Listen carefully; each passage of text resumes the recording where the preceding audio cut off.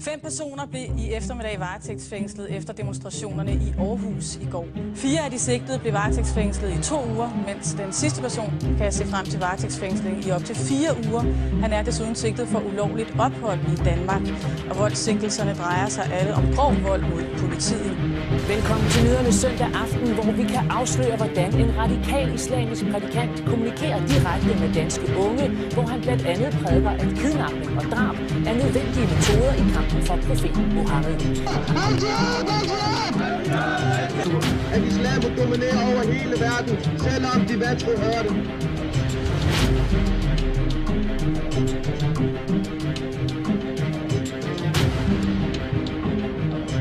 Vi vil gerne vise, at det er os, der har magten. Det er os, der styrer mennesker.